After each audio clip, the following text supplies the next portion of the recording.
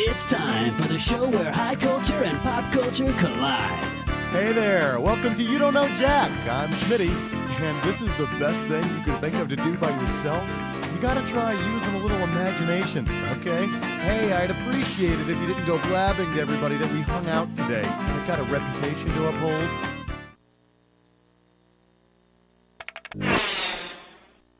One.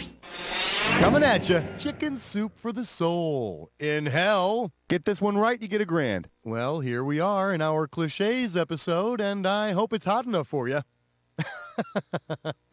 No, this is a rather hot episode, but as we all know, it's not necessarily the heat that counts, right? If in hell, it's not so much the heat, but the humidity, which of these should the damned souls there watch out for on the weatherman's 5 million day forecast? The heat index, the jet stream, the Fujita scale, or the barometric pressure? When you combine the actual temperature with the humidity, you get the often misunderstood heat index. Welcome, everyone, to hell. You'll notice it's hot, but let me tell you, it's a dry heat. Okay, I lied. It's actually more like being trapped in Liberace's armpit while he sits in a sauna wearing a rubber suit. Mwahaha! Two. Up next, now that definitely smells like Teen Spirit. Let's see what you'll do for $1,000. Okay, now I want to see some pom-poms waving out there as you finish up this cheer for me. We've got spirit. Yes, we do. We've got spirit. Now please tell me what line completes this exceedingly common pep rally cheer before the painful memories come rushing back. Yes, we do. How about you? And so do you, or shame on you. The cheer goes, we've got spirit. Yes, we do. We've got spirit. How about you? And if my high school is any indication, the amount of spirit depended on how short the pom-pom girls' skirts were. Three. Here's a little something I call, shut up, just shut up. How does $2,000 sound? You know, I get the feeling that some cliches have been around a lot longer than we think. For instance, take a look at this newspaper clipping. First, shout out to Jesus for this victory against the Spanish Armada. We took it one battle at a time. I said there's no I in Navy, and some people really stepped up for us. So, what do you think? Who most likely made this quote at a press conference? An Irish officer, an English officer, an Italian officer, or a German officer?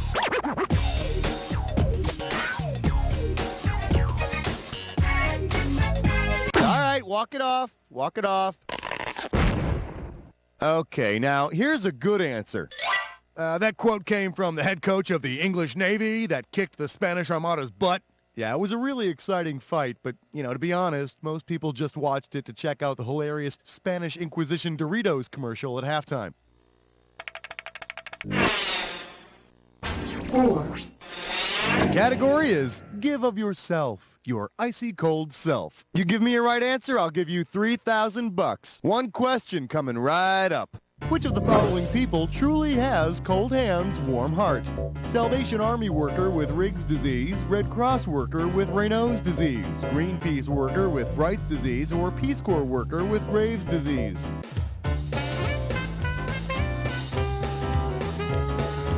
This is going to end in tears.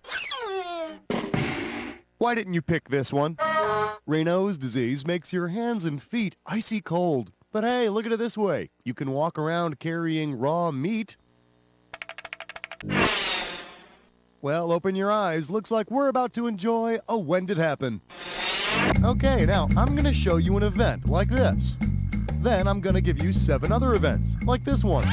For each one, you gotta tell me if it happened before man first walked on the moon, after the moonwalk, or if it never happened at all. Buzz in when the correct answer is lit, you get $1,000. But of course, if you're wrong, I'll take 1,000 every time you're wrong. We all set?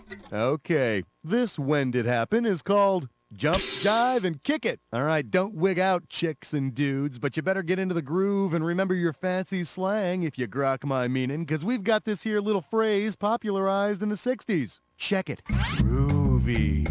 Now tell me, were people more likely to hear this phrase before the crazy 60s kids and their grooviness? Would they be more likely to hear it after the funny talk, or has this phrase never been a part of the popular lexicon at all?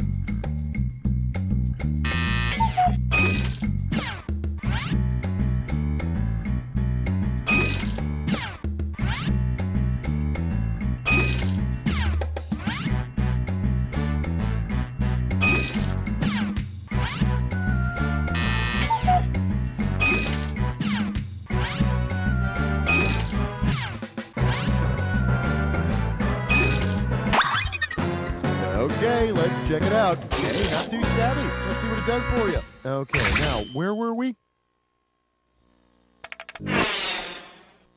6.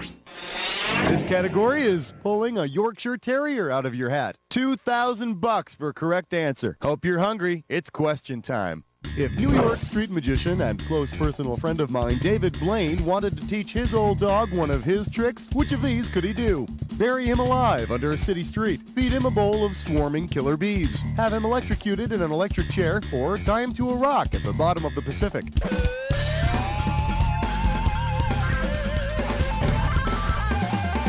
Shouldn't have done that. What do you say we check out the right answer?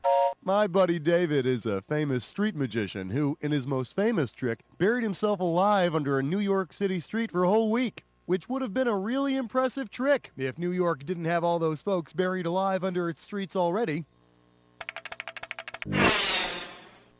7. The category's gonna be Monkey See, Monkey Do. I got $2,000, says you don't know this one. Ready? Here's the question. Which member of the Monkees would be the most susceptible to having actual wool pulled over his eyes? Dreamy Davy Jones, dorky Peter Tork, intellectual Mike Nesmith, or crazy Mickey Dolenz?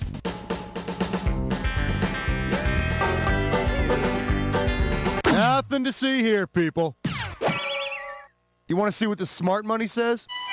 Whether he was hanging out in his swank pad or cavorting on the beach, Mike Nesmith always wore that freaking wool cap. I'd imagine after wearing that bad boy all day long in the hot sun, he must definitely have been the funky monkey. 8. I'm calling this one, warning, tobacco companies may be stupid. And this one's going to be worth $2,000. Here's the question. What is the straw that broke Joe Camel's back? Charges of publicly displaying a phallus, charges of enticing children to smoke, charges of promoting marijuana use, or charges of selling cigarettes to Cuba. Back in '97, my close personal friends at tobacco giant R.J. Reynolds had to pay a huge settlement because of charges that Joe Camel was targeting children. In response, R.J. Reynolds came up with a new mascot, Gil Goody, who got straight A's, did community service, went to bed early, and got beat up after school every day. Oh, it's that time again. Get ready for a dis or dat. Here's the category for your dis or dat. Hi, I'm a fish and I have a drinking problem. Okay, now I'm going to read off 7 different things, and for each one, I want you to tell me if it's the name of a mixed drink or the name of a fish. Oh, and drinks you made up in your college dorm don't count. As each one appears, if it's a drink, press the square button. If it's a fish, press the circle button. And hit the triangle to skip the ones you're having trouble with. I'll give you $1,000 for each right answer, and I'll take away $1,000 for every wrong answer or for those that you didn't get to. Okay, you got 30 seconds. You ready? So let's do it. Fuzzy navel, drink or fish. Neon Petra. Cherry barb. Mai Tai. Spotted raspberry. Caribbean grasshopper. Last one. Saddleback butterfly. Hey, good work. You only missed one. That's nothing to feel bad about. Let's look at your new total. Well done, my friend. Let's see how much longer you can keep that up. 10. This one's called High-Fiving Hindu Gods. You get this one right, you get 3,000 greenbacks. So, it says here that a bird in the hand is worth 2 in the bush. Well then, if the Hindu god Vishnu has a bird in each hand, how much would they be worth in the bush? 4, 8, 10, or 20?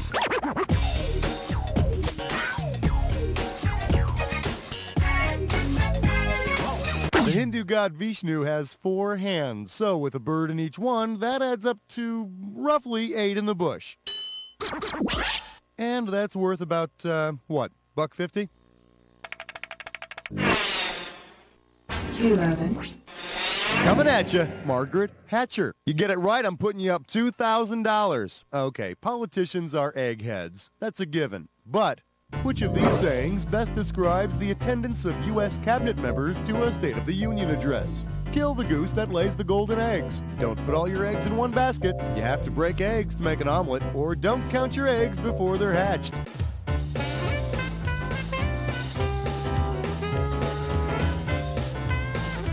Oh, we're so very, very clever, aren't we? During a State of the Union address, one cabinet member is left out of the audience in case a massive disaster takes out everyone in the Capitol building. Boy, can you imagine? That might someday leave us with the Secretary of Agriculture as the president. My fellow Americans, we do not need to be alarmed by the recent discovery that India possesses cabbage. 12. Next, get a piece of the rock yourself, jerk. You get this one, you pocket $2,000. All right, give me your best shot. Considering the name of the month's traditional birthstone, when might you have the best luck getting blood from a stone? March, August, September, or December?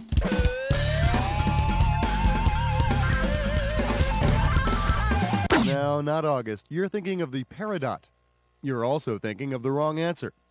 Or perhaps a different question where peridot is the correct answer. Let me show you what I would have picked. The bloodstone is the traditional birthstone of March, so you may want to start squeezing stones in the month of March. Hey, and remember, you tend to get a lot more blood if you squeeze really sharp stones. 13. Here's a little something I call, if you can't beat a dead horse, beat a live one. You're looking at $3,000 on this one. Hey, did you ever hear that cliche, don't look a gift horse in the mouth? It's good advice. Unless your gift horse is filled with an army of Greek soldiers waiting to kill you in your sleep, then you might want to take a peek. When it was given to him as a gift, who should have looked in the Trojan horse's mouth? Agamemnon, Odysseus, King Priam, or Achilles?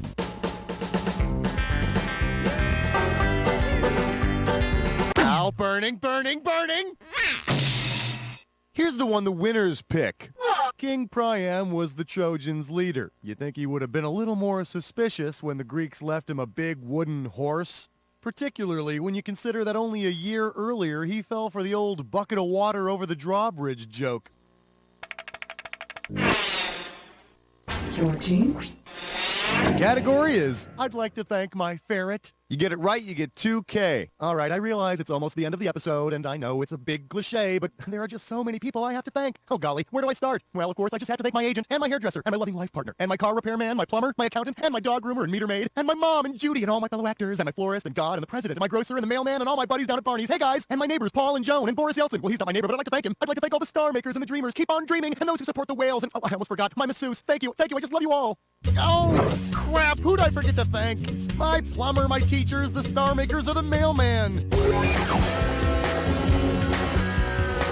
Oh, no, I thanked the star makers. The question is, have you? Oh, I forgot to thank my teachers. Damn it. I feel awful. They were so instrumental in molding me as a person.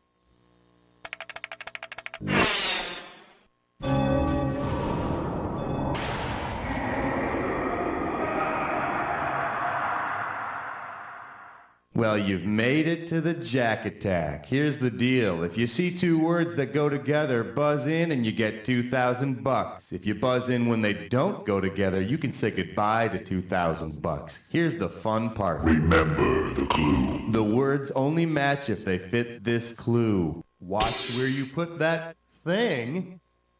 Hey, where did I put that thing? Oh, now I remember.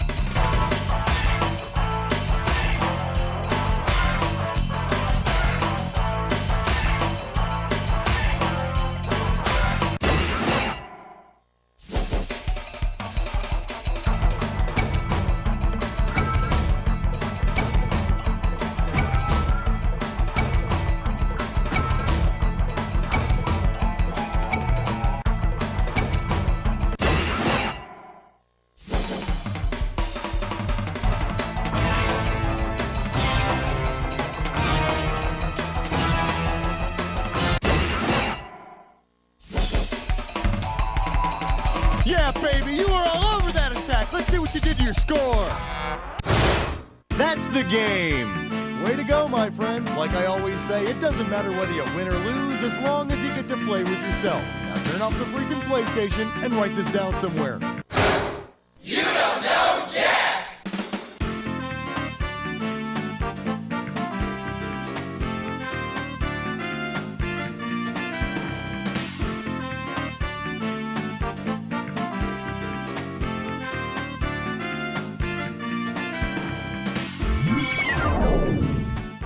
If you would like to play again, please let me know.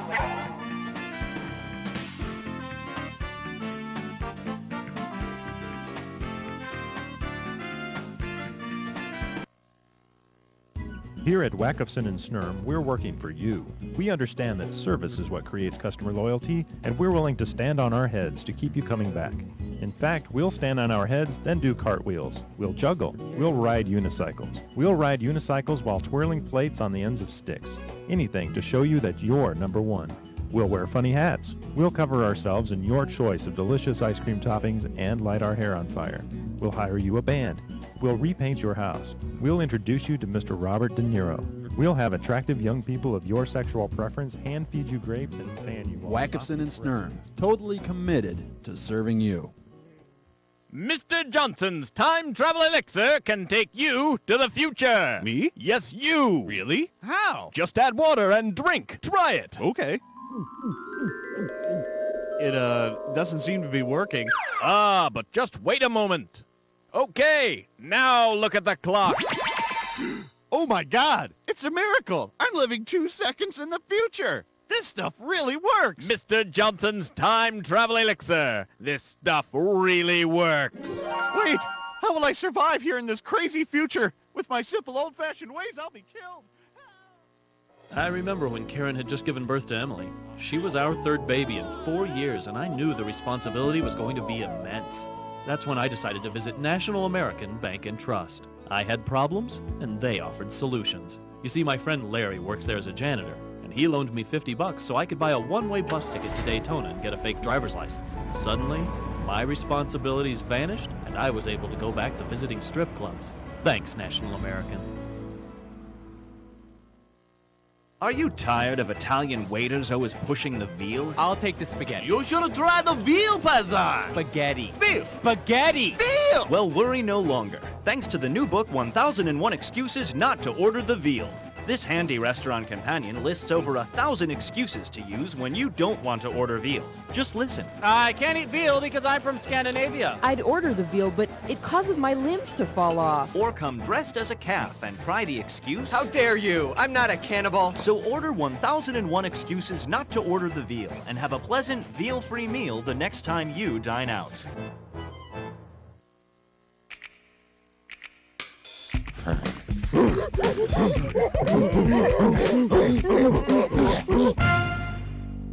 Everybody in gorilla costumes. Fingers. I love them. They're great. I use mine every day. And so should you. Fingers! Brought to you by the Finger People.